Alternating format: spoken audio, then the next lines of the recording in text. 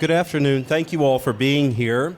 I'm Harold Mock, Director of Georgia College's Leadership Programs, and it's my pleasure to welcome you to this Usery Forum on Leadership featuring Dr. Genie Snyder Chamberlain. Before we begin, I must say that this event is being recorded. By participating in this program, you are consenting to being recorded. If you would prefer to view the recording instead of participating, please leave now and email leadership.programs@gcsu.edu. We're delighted to welcome Genie to Georgia College and to speak in our Usery Forum on Leadership. I'll introduce her in a moment, but allow me briefly to say a few words about this event. The Usery Forum is named for the 15th U.S. Secretary of Labor, W.J. Usery Jr., and it has a goal of exploring leadership that brings people together. So as we have our discussion this evening, I encourage you to think about that, leadership that brings people together, and perhaps how our presenter addresses that in her comments.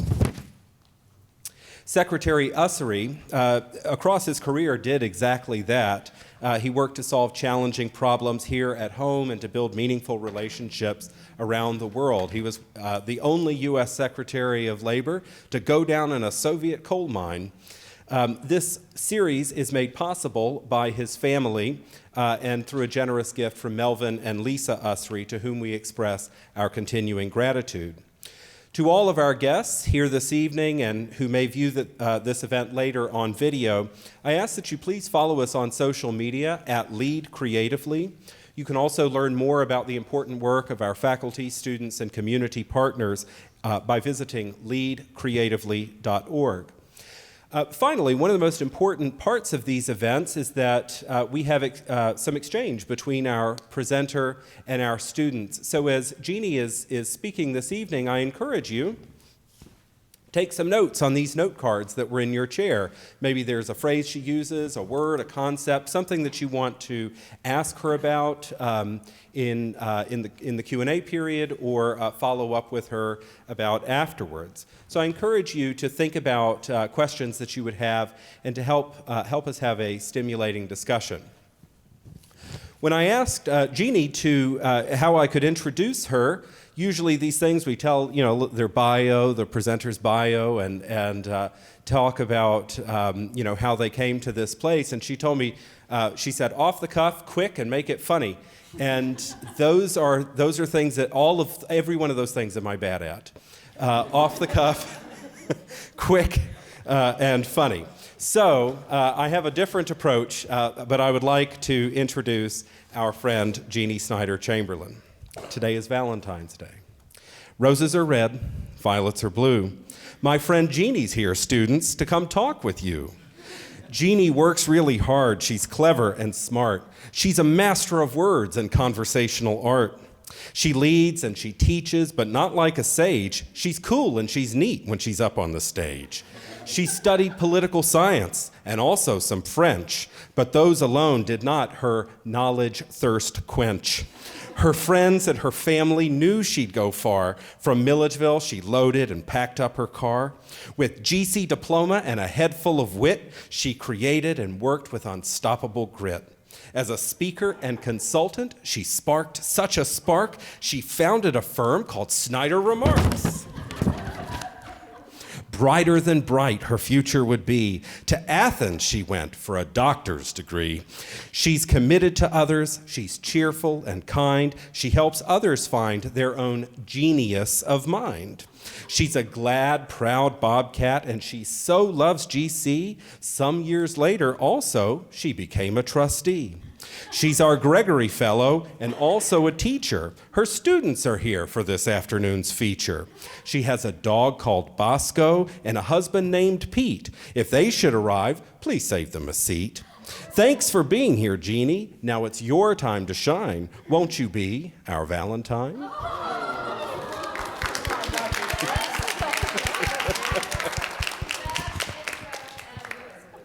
Thank you. You're welcome.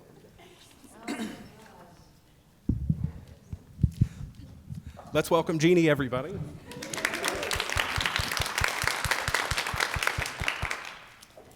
So you walk into the largest university arena that you've ever been in as a human. It is the biggest floor where typically a basketball team would be out there with fans and lots of media and all kinds of folks. And you're standing there by yourself in the middle of the floor. You are about to give the biggest speech of your life as a 17-year-old. You are going to give the speech that now, because you have gone in this competition to a certain level, you did your dance for them that you choreographed yourself. You did an interview, and you must have done okay, because now you're there to give your speech, which you have written, and you're going to present for what seemed like millions of fans, parents, your colleagues, your competition from other high schools, and they're all watching you in the middle of that floor. You're kind of sweating. Your knees are knocking in your saddle Oxfords because you're standing there. That's what you did your dance in. And you're ready to do your speech. And you know it's going pretty well. And you're remembering all the lines, and you're starting to talk to people, and you're starting to feel a little more comfortable, and you're moving around, and you're working your audience, and all of a sudden, you get to the end, and all you got to do is say this last line, which would be the nice trite line that a 17-year-old might put at the end of a speech. And so you say, and then that just brings us to the moment that we must all strive for perfection. Perfection. Strive for perfection. I said perfection. And the word comes out. And so you might get a little nervous. And so you clear your throat. And the audience really doesn't know whether to gasp or laugh or just keep going. And so you take one step forward, present yourself, raise up your shoulders, and you say, and so we must strive for perfection. You stand back, look at the thing in the air. Did I say that word? Did I just say perfection? Now, at this point, people are really, they've started to breathe, and now they're starting to laugh. And so I cleared my throat, as you might have done. I'm going to go third time's the charm, right? So we step up, and we say, strive for perfection. Yes, 3 times, ladies and gentlemen. We said perfection 3 times. And so at that point, I just decided, perfection must be it, and that's what I meant to say. And I ran off of that giant floor and talked about perfection. Okay, so what in the world is perfection? So in my 17-year-old thing, I put that away. I did not want to talk about it. That was a big mistake. I was embarrassed. I got second runner-up, but it was a perfect day. Nope, it was a perfect day. So let's talk about perfect.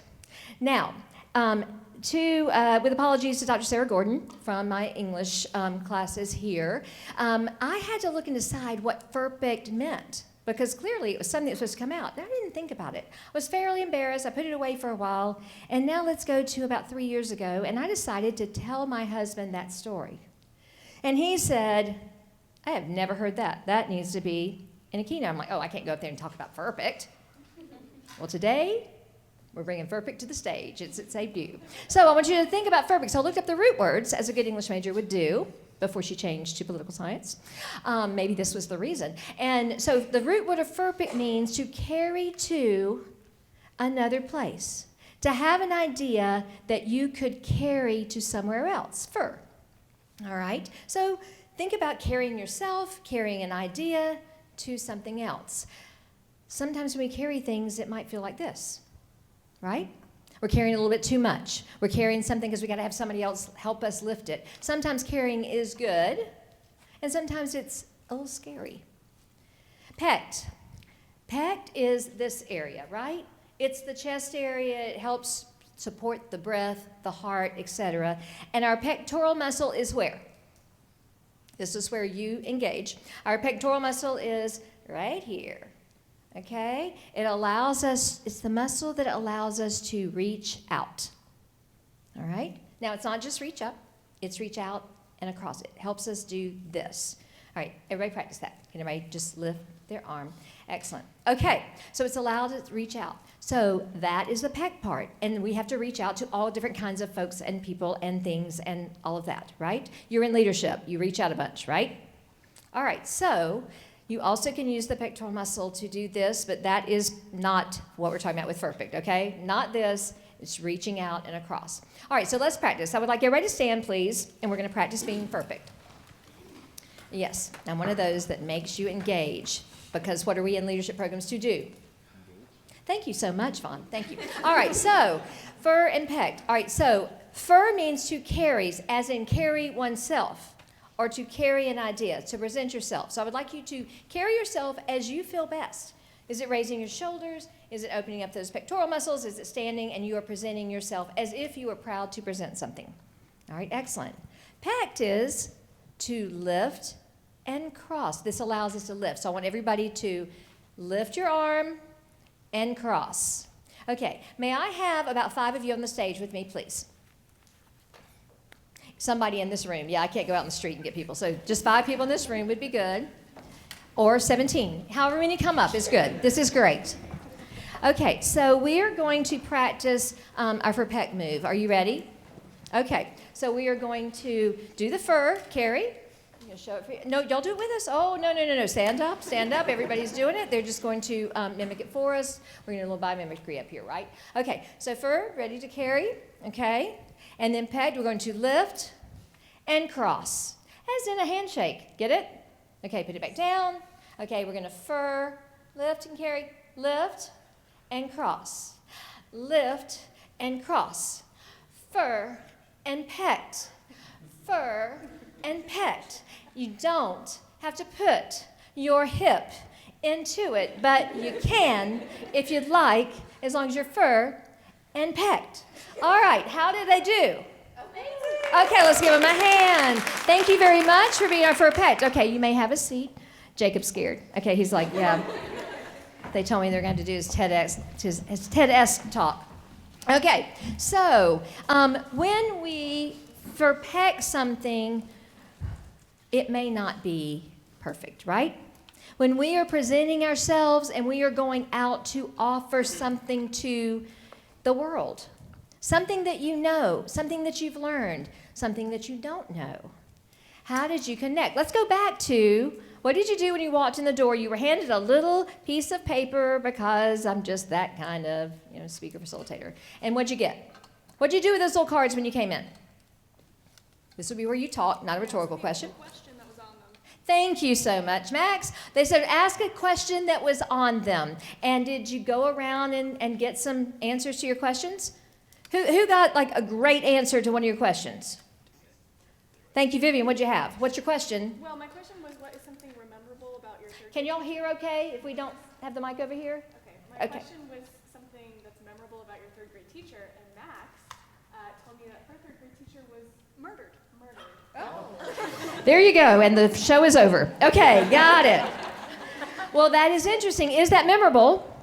Do we know something more about Max now? Yes. Okay, do we know something more about Vivian? Yes. Because? She talked and engaged. She talked and engaged. All right. I will never forget your third grade teacher, that story, Max. Thank you. All right. Somebody else. Who had a different question that was given to them at the door? Thank you. What have you got, Charlie? My question was, what was your most memorable haircut? And Hannah told me that she had a nice bowl cut like a coconut. When she was A bowl cut, like a coconut. And what age were we? Age were we, Hannah? 5th grade. Yeah, it's real, isn't it? Okay, how you doing with that? Okay, good. All right, another question. Who had another question? Somebody else? Jenny, are you going to tell me? Yes, thank you. I love it when they're voluntold. What have you got? so, what is your favorite dessert wine? And Jacob told me it was key lime pie. Pie? Oh, key lime pie. Just pie. Okay, key lime pie. Okay, excellent. Did you get any more scoop on that besides key lime pie? Why he likes it? You like to make it yourselves. Okay, what do we know about Jacob now? What do we know about Charlie and Hannah and Max and Vivian and Jenny? What do we know about Jenny because of the key lime pie question? What does Jenny know about Jacob? Jacob makes his own key lime pies. This is important information that we know that he's got that kind of genius brain that he can make a key lime pie. I'm going to stay on Jacob for a minute. So Jacob had the opportunity, I'll say. I started with the pleasure, but the opportunity to be in our class in the fall on how to change the world, right? And so Jacob was this quiet guy sitting there, not really talking much in class, except for his participation grade. He was doing very well when he was asked. But, and so we asked one day, what is one thing that we don't know about you? What's something that's genius about you that we don't know? And everybody's kind of telling us their stuff, and it's going really well, and all of a sudden, Jacob says, okay, so Jacob, would you show them your genius? I don't know. What kind of split are we looking for here? Okay, can you do a split? Let's try. Let's give him a hand. Let's have Jacob come up and do a split. Okay, key lime pie, Jacob. Now this is big, right? How many of you would come up here and do a split? Raise your hands. Let's see the hands. Thank you, Jacob. Thank you for being here. You are the only one. Okay, are you going to split for us? Okay, let's hear some cheering. Let's hear some encouragement. Excellent. Okay, let's hear it for Jacob. Let's hear it really for Jacob. All right, what do you know now about Jacob and his genius that you didn't know 3 minutes ago? He can do a split. He can make a key lime pie. What do you, he's what? That's right. What else do you know about Jacob because he can do a split and a key lime pie? Yes? He's dedicated because he managed to, get to that point. He's brave and dedicated because he managed to get to that point. What else do you know? He's patient? How do we know that? Making key lime pie is hard, especially while doing a split. Okay, what else? I heard, yes? He probably likes to try new things because I don't know a lot of boys who have even tested if they know how to do a split. Okay, excellent, excellent. So we know a lot about Jacob that we did not know come in. Raise your hand if you did not know Jacob or know Jacob well before you came today. Okay, what does that have to do with Georgia College and leadership? We're given opportunities to discover things about ourselves and others. Exactly. Thank you, Katie. All right, to discover things about ourselves and others. What else? What's it got to do with your being a leader? What's it got to do with our being here together? Yes, Chloe? Like small interactions make they matter. I love that. Small interactions make a big deal. They matter. It's the little things that you perfect along the way, right? Okay, so how many of you probably maybe a year ago, if I had said, okay, come back to campus and you're going to have to come to a program and do a split on stage, what would that have done to you? Drop the class. Which many of my students told me at the end that they were thinking about on that first day, but they did not. Thank you very much. All right, so you might have dropped the class. So, you're not really alone on this. We want to think about why we're here. A lot of us are here. And why are we here? Thank you, Dr. Mock, on Valentine's Day. I really appreciate you all showing up. Gotcha. I assume you may have something to do afterwards. Okay, so anyway, so why are you here? I want you to think about that. Not why are you here just today, but why are you here at Georgia College in this leadership program doing all this extra? I asked Anders why he was here, and he said, I came for my class. MIS professional development. That's cool. That's why he's here. He may not think it's cool. I think it's cool that he's here. So why are you here? Because they said so, and we got to come? All right. And why is she here? Yeah, we're still asking that. Okay. So for PECT, when you have a carry to and a lift and cross and a lift and raise, and you practice that, how did these two contradictory concepts work together? I'm a big believer in trying to figure out problems by putting two things together that don't work. So in our consulting world, a lot of times I'm working with finance people and HR people. Why is that a contradictory concept? Nobody likes HR. Oh, and I love my HR people. Those are my people. All right, so, but when you say nobody likes HR, you're referring to the what? The finance people. Okay, the finance people don't like HR. And so, but we usually think of it as an it, right? As opposed to a bunch of people that actually are doing stuff for us, and finance people. But also, what is the difference? What is a difference? What is a difference between finance and HR people? Yes, please. Please remind me your name. I know I met you in Milo. Thank you. I know I met you in Ashley's class. Milo, what do we got? Finance prioritizes profit while HR prioritizes people. Okay, so we got a contradictory concept of people and profit. Do those go together? Do people like to make profit? Okay. Do companies and organizations and institutions that profit need people? Not so contradictory, right? So we try to bring those contradictory concepts that seemingly look like they don't go together, and we try to perfect them, and we try to connect them. All right, so let's think about this. But remember, it's, what's the word? Perfect. Not perfect. Okay. All right, so I'm going to tell you a story about it. You know, it's not just us.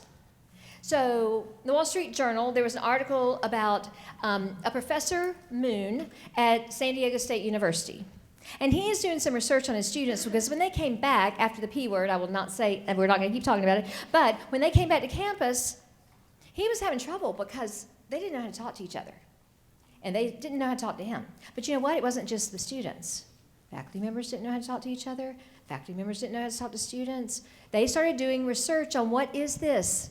What is this that's keeping them from talking? And it was simple, sort of. And so Julie, I believe it's Jargon from the Wall Street Journal, asked him, well, what is it? What did you start doing on your campus to get people to start talking to each other again? And it was simple, but we don't do it. He said, we started asking questions.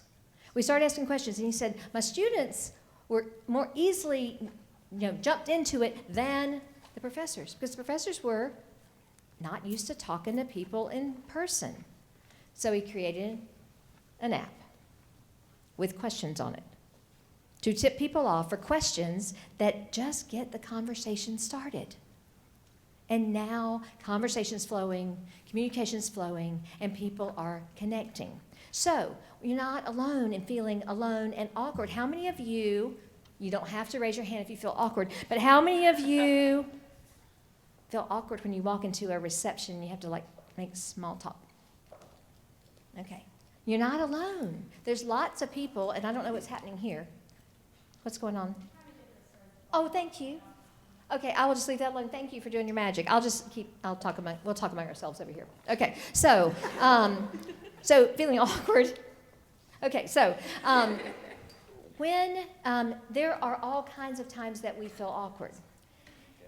What do you do when you're in one of these receptions and you feel awkward and you don't want to talk to anybody? What do you do? At least 12 of you should know the answer to this because we talked about it last semester. What? You ask someone a question. Thank you, Max. And do you have to prepare really well for what that person's answer is going to be and have to know all the answers? You do not. What do you have to prepare in advance to do to not feel as awkward? Ask questions. Prepare the question. Be ready to have that conversation with someone. And so sometimes we think we go in and we've got to know all the answers. In college, we all get pretty used to talking to our friends, and then you go to that first job. How many of you are about to graduate? Or just graduated? Are about to graduate, and you've had to go in interviews, and you've had to go into that first job, and you're going in worried about, am I going to know the answers to those questions? And what does every good professional development website tell you to have prepared when you go into an interview, besides the answers? Good questions. If you go in with good questions, you're going to find out all kinds of information when you come back out. So I was pretty awkward. I'd been out of school just a little bit, and I'd been working in student work. So I was very comfortable talking to thousands of college students. And I have a new job. And now I'm going to talk to a bunch of people who give money to a university. And I'm a little scared. So I did not have on my saddle Oxfords that day. So I had to put on my big girl shoes, right? And I'm going to speak to my first alumni meeting of the University of Georgia. How many of you followed University of Georgia football? 3 people, thank you. So you're not going to know this, but back then, there was a guy who did not work for the university, but he was the main commentator for Georgia football, and his name was Larry Munson. Larry Munson was, everybody loved Larry Munson. Guess who's on the program with me? Larry Munson. I'm scared to death. It's my first thing. I got to talk to people I do not know. I got to go to a meeting where I have no idea what I'm going to talk about. So I'm trying to think about what can I do to connect. And it's in another state. So I'm driving into Charleston, South Carolina. And I'm thinking, it's so beautiful here. I have no idea what I'm going to talk to these people about. I don't know anybody in the room except my alumni leader, and I got to figure out something. And so I came up with this great one-liner. I'm driving across this beautiful bridge, and all I can see are Clemson and South Carolina Gamecock bumper stickers. And I said, I thought it was so beautiful here. I found out differently because there's too many South Carolina bumper stickers here. I thought that was going to be great. So I'm sitting there kind of proud of myself. I got my joke ready. I got my intro ready. And Larry goes first, and they're really excited he's there. And they thanked us both for being there, and they gave me this really cool pin from Charleston. And he got 3 days at Kiowa Island. So it's going great. And then he says, he's telling his story, and is talking. I'm going, okay, I'm trying to piggyback on what he's saying. I want to dovetail in. I want to, support the next speaker, do the connections. And he says, I think we should declare warfare on the faculty.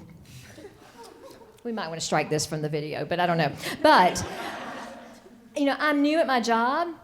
I'm in higher education, but I did not think perhaps that was what we should be saying. And so I'm sitting there thinking, well, how am I going to handle it? You think the perspiration was there then? It was now on all things. So I'm trying to figure out what I'm going to say. And so I'm about to stand up there.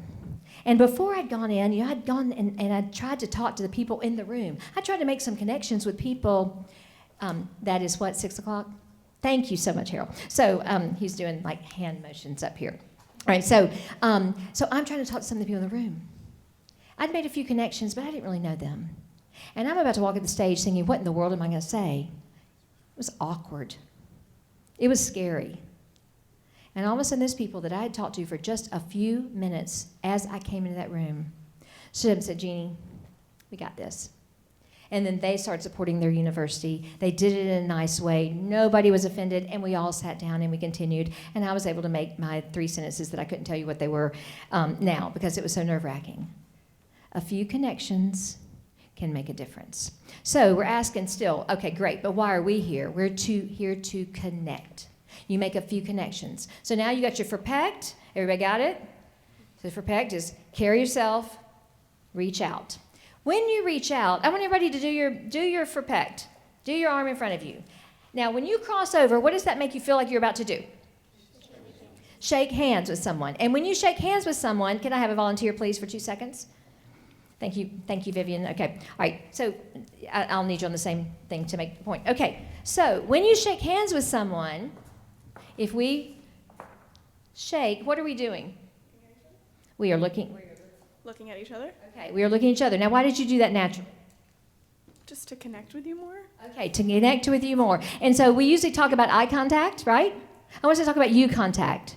When we are carrying something to them and we FORPECT and we reach across and we're actually reaching out, I want you to think about you contact and what you can get from that person and what you're bringing that person. Give Vivian a hand. Okay. All right. It's big. It's small things. It's small things to connect. All right. So I want you to think about, sometimes it's just about getting out there. Dr. Roberta Nuss at the University of Texas in the Institute of Health Sciences, they did some research on this. Now, this seems like just everyday stuff, right? This is hard. People are doing major scientific research on it, of how to have conversations. So one of the things that they're studying is how people can make conversation. And so what she said was, what we found out was, don't hide your mistakes. Bring your she didn't say perfection, but bring your stuff and do stuff that's even crazy and that people might think is a little strange, because that's where the genius lies. But what it says in this highly scientific paper is, you're out there. Getting out there is half the battle. So when you meet people, even asking a question about your haircut from the 5th grade, you are out there. I did speed dating once. It wasn't good. But my friend who was a PhD in science said that she was going to do speed dating. And I'm like, if she can do speed dating and she's an introvert, I can go do speed dating. So I get to the speed dating thing at a really bad place in Atlanta that smelled pretty bad. And I got there and I thought, okay, these are all people in their 30s and 40s, right? They can do this. I'm just going to be scared to death. I got there. They're standing on 2 sides of the room like it's a high school dance, a bad high school dance. I had to go into facilitator mode, get them to come together. We're doing the speed dating. Now, did I meet my husband there that night? No, heck no, I didn't meet anybody there. But I did meet some people that I still have conversation with to this day. But I did not meet my husband. But I called my brother and I said, don't tell anybody, but I went to speed dating. And my brother said, you gotta be kidding me. And he said, you know what though? At least you're out there. Okay? Scientific data, brother data. At least you're out there. Very important. So we're about to do a little speed convoing, all right? You are going to meet 3 people in this room. You're going to have 30 seconds each with each of the people. So let's say I'm meeting with Dr. Mock, Vivian, and Vaughn. I'm going to talk to Vivian. You're not Vivian. I'm going to talk to Dr. Mock. I'm going to say, why are you here? He's going to tell me. I'm going to tell him why I'm here. Okay? Why you're here at this moment, studying leadership to get ready to be out there. To get out there, okay? 30 seconds. Ashley, where are you? Okay, Ashley's going to tell us when 30 seconds is up, you're going to go to your next person. Then I would go to Vivian. We were going to do the same thing, exchange. I'm going to tell her what I think. I'm going to listen to her. She's going to listen to me. Third person, I would go to Vaughn. Okay? 30 seconds each. I would like for you to go speak to 3 people you are not sitting beside. I know you hate this. Get out there, though. Okay, on your mark, get set, go.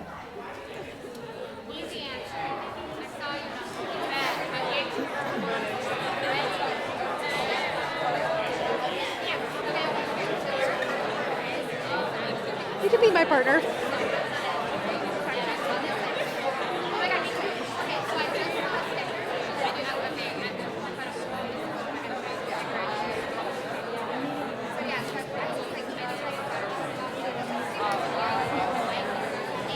You watching time?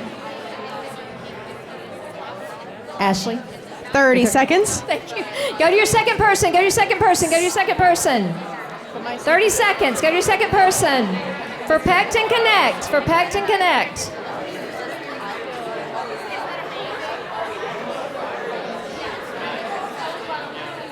Yeah, maybe a later date.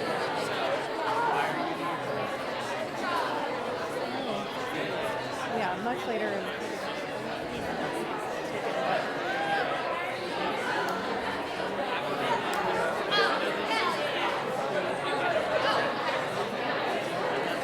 Five, 4, 3, 2, 1. Go to your third person. 30 seconds. Go to your third person. Move to your third person. Third person. Third person. Hello. You can talk to me, Angelina. Angelina. You can tell me. Why are you here? You're so sweet. I'm here because I love y'all. Okay. Thank you.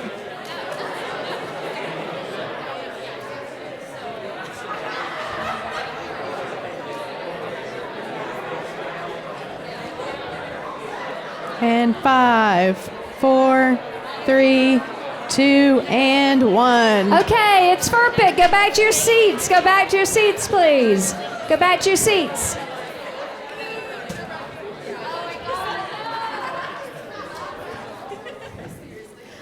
Okay, excellent job. Speed convoing is not nearly as scary as speed dating, right?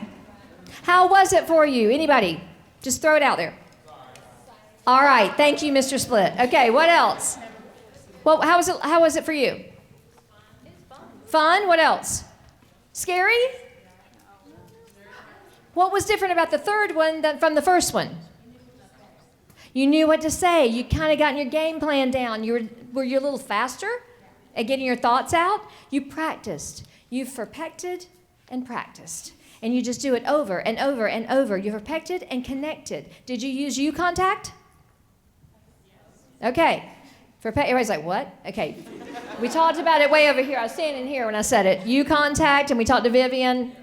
It's the opposite of eye contact, right? Contradictory concepts. Hang with me. Okay. All right. So now I'd like for you to speak to someone who's sitting next to you. One person. I want you have 1 minute to exchange between the two of you what you just heard. Now, before you say this, I want you to you can do it either way. You can either say the 3 things you heard from other people, or you can combine it into, overall I heard this, okay? You got 1 minute for each of you to share. Each of you must share. You must listen to what the other person says. 1 minute. Any questions? Go. Ashley, 1 minute, please. Thank you. It can't be one of the 3 people you talked to.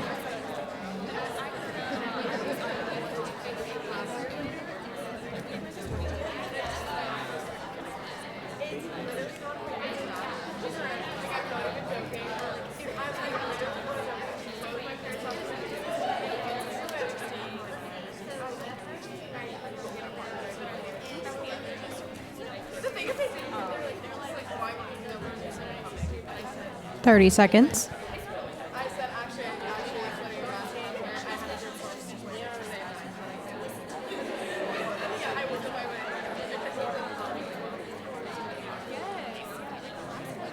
15 seconds.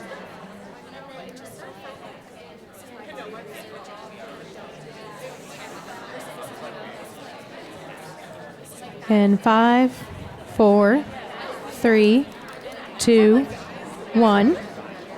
Okay, time. All right, just quickly, let's just popcorn it. What did you hear? Stand up and say what you heard. Let's have, I want the duo to stand up that just talked. Who would be willing to stand up? Again, someone in this room. I have to. Okay, thank you. Laurie and Hannah's like, oh, sure, I'll stand up. Okay.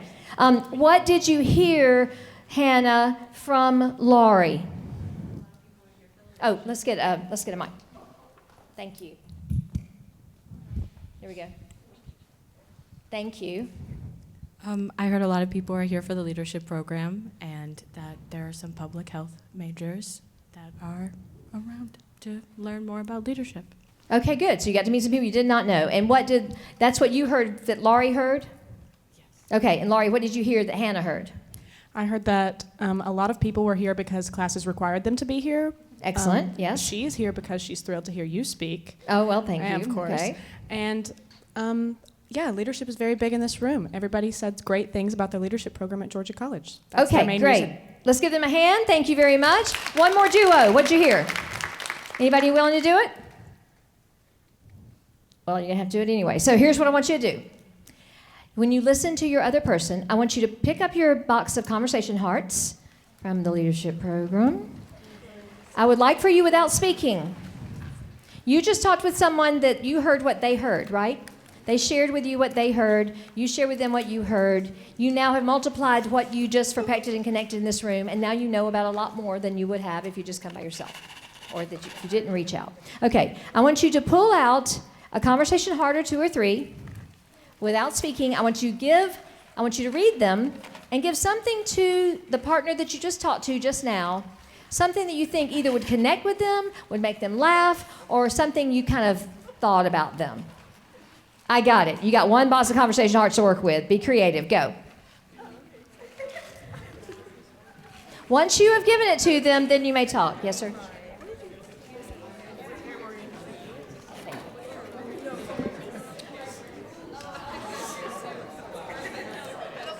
Now you can talk, since you're doing it anyway. Tell them why you gave them that heart.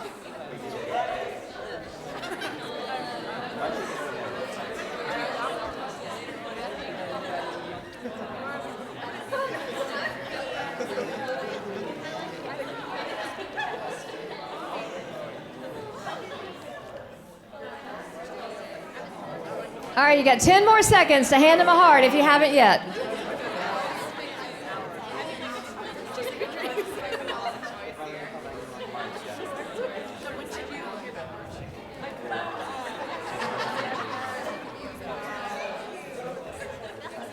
Okay, let's everybody come back together. Tell me, who would be willing to tell us the heart that they received and the message on it? Katie, what'd you get? You got what? I got goat. Goat? Oh, greatest of all time. She got goat. That's excellent. Who'd you get that from? From Kara? Okay, got it. Excellent. Kara, what did you receive from Katie? Cool. Okay, how'd y'all know that of each other? How'd you know she was cool? Everybody knows Kara's cool, right? She was talking about stickers. And I love stickers. And you love stickers. Okay, so that's cool. All right, somebody had their hand up. Yes, sir. Forgot your name. Thank you. What heart did you give and what heart did you get? DM me. He gave you one that says DM me? Got it. How's that working for you? Yeah. Okay, good. All right, and what did you give Anders? Love you. Okay, it's precious. Okay, see all the connections that can happen in a room? This is perfect. Okay, how did you know how to give him that heart? How did you know how to give him something that had just a little simple word on it from just having a conversation or two with them? How'd you know? What were you thinking about when you pulled it out? What they told you. You have to really listen, and then you have to connect. Is it perfect? Yes. Is it perfect? Did you have the perfect word to give them? Did you get? You did. She is goat. All right. So did you give it? But you could still find something. But it was perfect. But what was the outcome? You engaged. You laughed. You got something that you know a little bit more about than a few minutes ago. It doesn't have to be the perfect word. It doesn't have to be the perfect connection. All right? It's just got to be a lot about your genius. Okay, so for Connect and Connect, we got that, and now we're connecting your genius. That's what you just did. You brought out something that nobody else knows about you, maybe. You brought something that you observed about somebody else that they didn't know you knew, that they knew, that we knew. So let's define genius for a minute. It's a level of talent that is rare or remarkable. How many of you are genius? Thank you, Milo. Thank you. Okay, so I didn't say how many of you are a genius. How many of you are genius, have genius? Does each of you have a level of talent that is rare or remarkable? Each of you has something. That's what the genius is. Now, I do spell it with an E, but okay. So, genius is 1% inspiration, 99% perspiration. This wasn't last week. This is Thomas Jefferson. Okay, do we think he was a genius? We tend to think of him as a genius. He was talking about genius, the noun, not genius, the person. It's a lot about inspiration and a lot of hard work. You got to keep practicing, keep practicing. Albert Einstein said about genius, it's not that I'm so smart, it's just that I stay with problems longer. That's how the genius comes out. That's how the connections come out. That's how the contradictory concepts start to happen. All right, so we just did that. We did it a little early. Now that you are not alone, and now you are out there. See, it's perfect. All you had to do was protect, connect, get out there, and your genius starts to show. Your genius needs to be out there.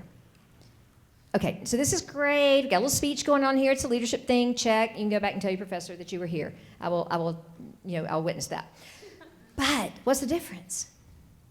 What are you going to do differently?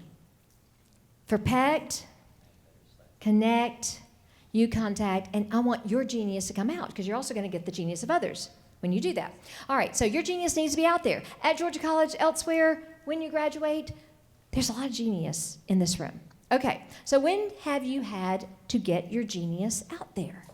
Can you think of a time when you've had to really buck up and say, yeah, I'm genius? You don't really say that, right? But you go and you say, here's what I got. Here's why I need that job. Here's why I need to get in that class. Here's why I need to get in that leadership group. Here's why I need to get that scholarship. Here's why I need to get whatever it is you're looking for. Can you think of a situation right now that you've had recently or sometime in your life where you had to really protect, connect to get your genius to be visible? Can you think of that? I want you to get something in your head, somewhere that you had to really think about this. Is anybody experiencing that right now? This week? You are? How recently? This was actually last year, my senior year. Come up on stage. Thank you. Okay, and we already in case y'all didn't volunteer, okay, I would like to invite my mentee, Laurie Gentry, up. Let's give both of these ladies a hand. And I would like to invite our president up. President Cox, would you join us on the stage? Let's give her a hand. I asked President Cox a few minutes ago if she might have had something where she might have had to protect and connect. Okay, so I'm going to ask you all in a panel type of discussion. By the way, that was really wimpy applause for these three. Can I hear a little bit? Thank you. All right, so we're going to ask you, what was the scenario where you may not have felt like you were connected? You had to think a little bit about protecting, connecting, and getting your genius out there. So first, in one sentence, give us what the scenario was. And Teresa, is it Teresa or Teresa? Teresa. Teresa. Yes. Teresa, would you hold that mic and please tell us what it is, and you can pass it to Laurie and then President Cox. I was competing for the Senior of the Year Golden Rule Award. Okay, excellent. I was doing graduate school interviews. Excellent. A job interview for my first college presidency. Okay, excellent. All right. So, what was your fear about getting your genius out there? What was made you the most nervous, the 99% perspiration? The amount of people I was competing with, it being outshined, I guess. Okay. Laurie, what was yours? Having to talk about myself to, I thought was one person, and then ended up being 5. Excellent. I had never been a college president when I was interviewing to be a college president. I had never even worked on a college campus. And making the jump from state government. That's right. Well, that was private school. That's That's right. right. So, okay. So, what does that mean? What did you have to perfect? What did you have to carry in yourself and reach out to provide the genius in you? Has it already happened? Yes, it has. Okay, got it. Knowing that I have a lot to offer and saying why I have a lot to offer. Okay, got it. What was the question? How did you, what was it that you had to what did you have to do to get your genius out there? What was giving you the most fear and anxiety about that? I was the most scared of the tell me about yourself question because I did not know how to talk enough or too little, Trying to find that balance was very difficult. Okay. I had no clue about the job. I'd never done this kind of job before, so I didn't know what they were going to ask me, technical aspects about running a college. And so I just sort of traded it into trying to trade and talk about the experiences I had and how those might translate into a job on a college campus.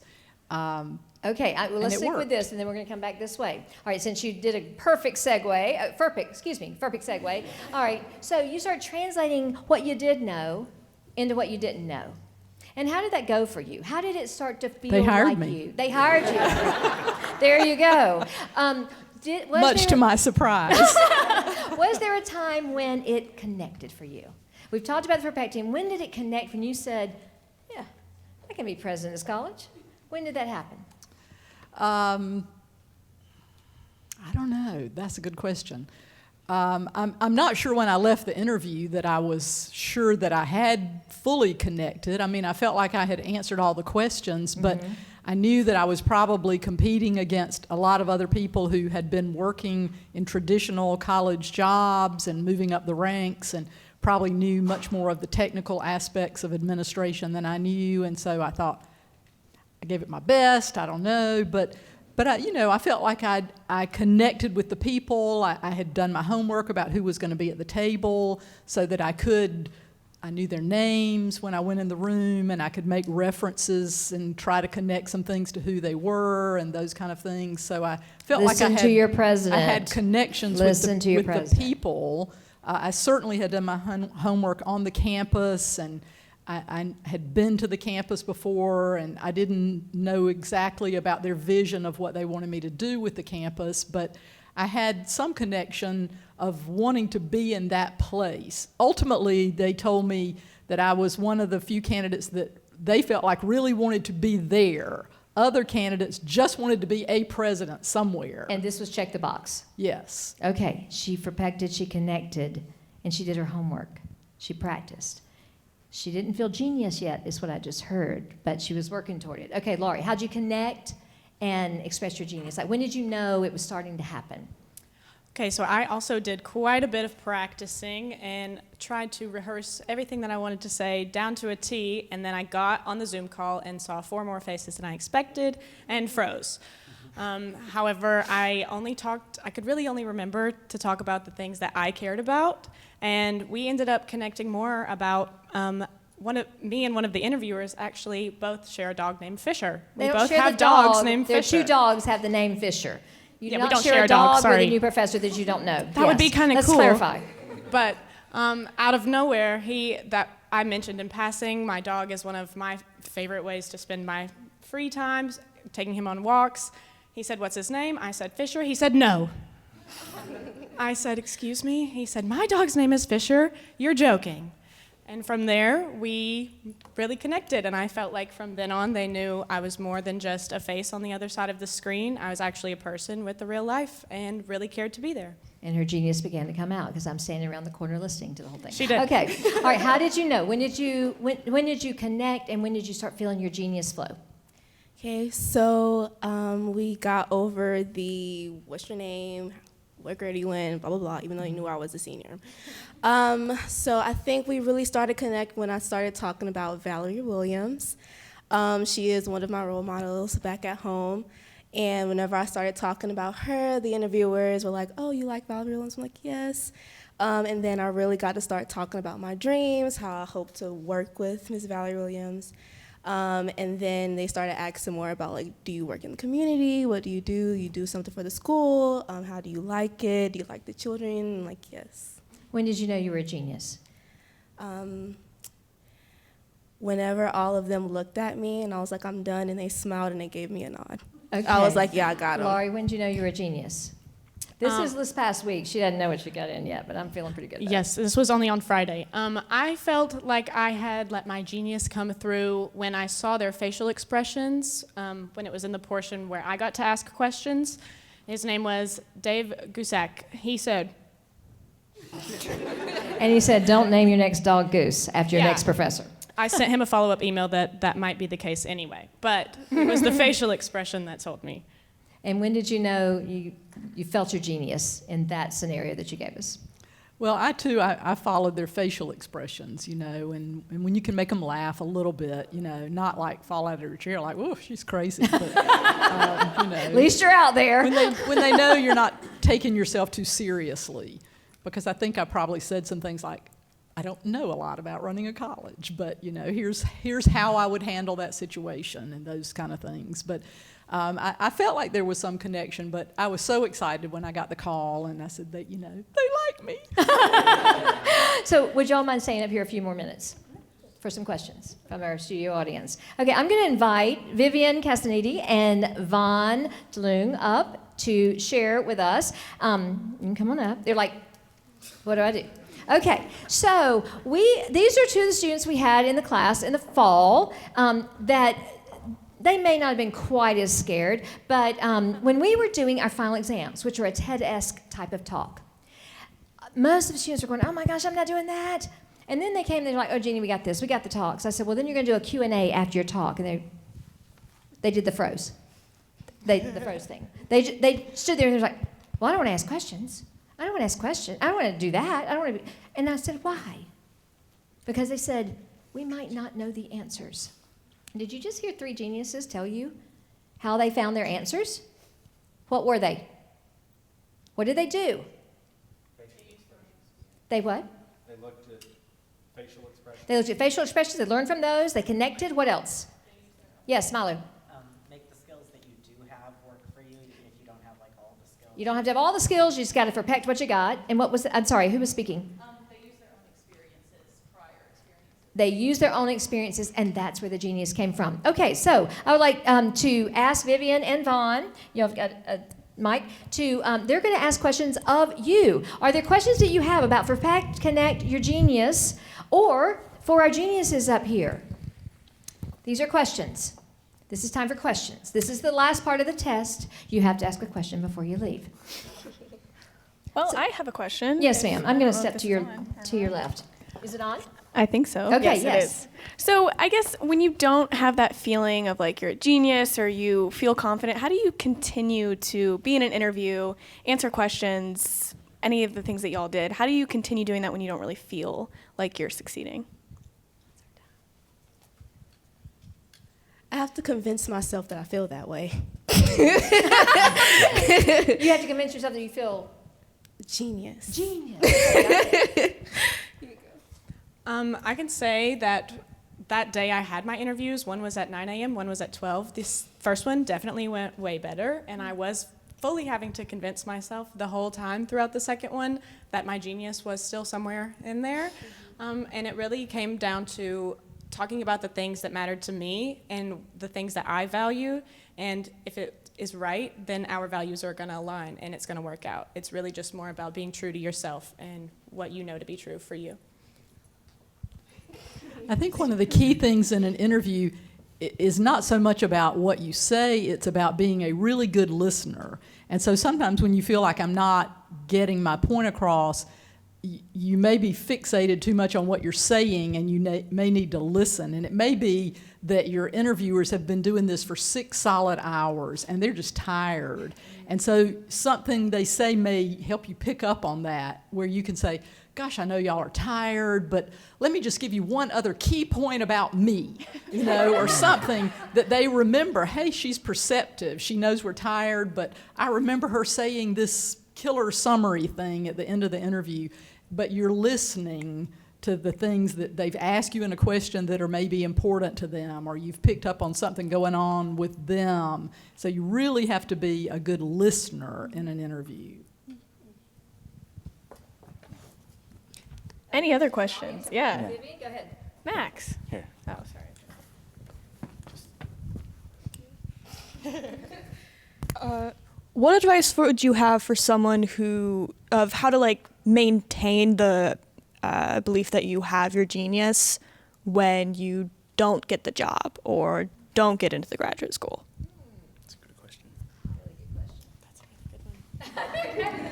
Well, I can tell you, I've gone to a lot of interviews that I did not get the job, you know, and ask any successful person. They've had lots of interviews where they didn't get the job. Any successful author, they've had gazillions of their pieces of writing submitted and turned down and rejected. This is life. You know, you will not get every job you interview for. You will not get accepted to every piece of writing you submit for publication. It just will not happen. And it may have nothing to do with you. The interview, they may be looking for somebody that has completely different skills from you or criteria that you just weren't aware of. You may be out of their salary range. I mean, you just never know. So you just don't personalize those rejections. And that's very easy to say and hard to deal with. And you women take it harder than men. And so you just got to learn to brush it off and go on. And don't, say, I didn't get it. Move on to the next one. It wasn't the right fit for you. I know you'll agonize about it for an hour, cry about it if you need to, and then get up the next day and say, but I've still got a lot going for me here. It will be a lesson in life, all the rejections that you get in love, in life, in work, and everything else. It's not necessarily about you at all. Just keep going with what you've got, because you got plenty. Thank you. I know our time is short. Do you want to ask her one more question? Or do you have a question? I do have a question. You have a question. Okay, Vaughn, go ahead. So, would you say you've learned more from your accomplishments or from like your rejections or failures? Or sorry. Let's ask the whole panel. Yeah, the whole panel. At least for me, I would say, that's a toughie. I think I've learned more probably from the things that I've accomplished just because of the way that they make me feel after I have accomplished those things. Once I've set that goal and I reach that goal, that tells me a lot more about myself than it does if I'm just constantly rejected, That sense of pride that you get after finally reaching that goal or achieving something that you've always wanted to achieve tells me a lot more about the way that I handle myself and the way that I view things than when I get knocked down. Okay. Teresa? I would have to say both, because as much as I would like to sit here and say, oh yeah, I'm the best person on the planet, I get everything I want, that's just not the way that's just not the way it's going to go. And every time I get a no, it's kind of like, okay, well, how can I improve next time? Or how can I get a yes next time? What can I work on personally or like strive to do better? So I kind of got to say both. I would definitely say both. I've been fortunate to have accomplished a lot of things, and those are great. I feel like, we succeeded. I've always had help in winning elections and things like that.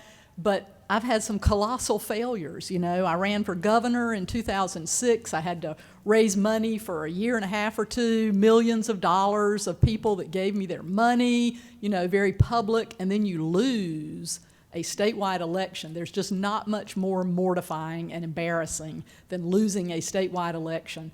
And you just, you go through stages of grief and just like somebody died, it's just terrible. And then you get up and say, Okay. You're going to be president at Georgia College. What am I going to do now? But in every one of those, whether it's a failure or rejection or accomplishment, I've tried to figure out in life, what can I learn from any of those? You know, what helped me succeed, or where did I maybe make a misstep, or what could I have done better, or do I want to do this again, and what would I change? And sometimes I don't know the answer to that immediately. Sometimes it's a year later when I think I should have done X. But, you know, I'm still thinking about it, but I'm not agonizing over it. I'm just continuously thinking of how I would do that differently.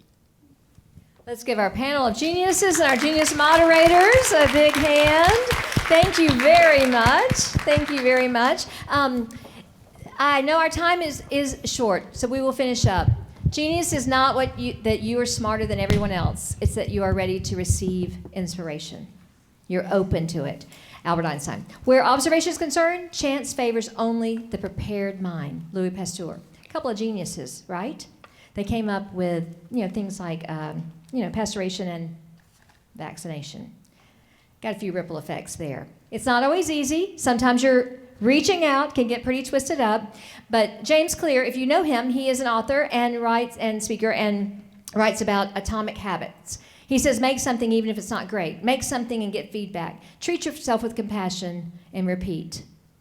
I wrote a dissertation. It took a really, really long time. I think I got the score for taking too long to write it. And I wrote it about the change at Georgia College and the mission development and how this campus changed when we became the public liberal arts school in Georgia. And Dr. Rosemary DiPaolo, who was the president at that time, said, I cannot wait to get a copy of your dissertation. And I said, I can't wait to bring you one. And they got bound, and it's the first book with my name, on the first book. It is the only book with my name on it. And I got it, and I opened it up, and I was so excited. I looked at page 3, and there's a typo. There's a typo. There was another typo on page 27. I put that book, I closed it, I put it under a bunch of books. Every time I came to campus, Dr. DiPaolo said, hey, when are you bringing me that dissertation? Finally, after a year, she said, you cannot come back to campus if you do not bring the dissertation. I walked in with the book. I went up to the top of Parks Hall. I walked into the big floor that seemed like the basketball floor. I handed her the dissertation. And I said, I'm really sorry. I've got to type it. By the way, her PhD's in English. And I handed her the dissertation. I said, I'm so sorry. I said, there's a typo on page 3. I don't know how to fix it. She goes, oh my gosh, I'm an English PhD, and I've got typos all through mine. Next. It's kind of like President Cox just said. We got to get out there. We've got to perfect, we've got to connect the you, we've got to explore our genius, and we got to get it out there. Don't worry about the mistakes. Keep going. You just heard it from one of our campus geniuses. Perfect and connect your genius. I want you to take that box of conversation hearts, and I want you to pull out one tonight that reflects your genius. So you can do it now. Pull out one of the conversation hearts that reflects your genius, put it on your dresser, wherever you want to do. I want to thank you for being a really engaged audience, and you are perfect. Thank you so much.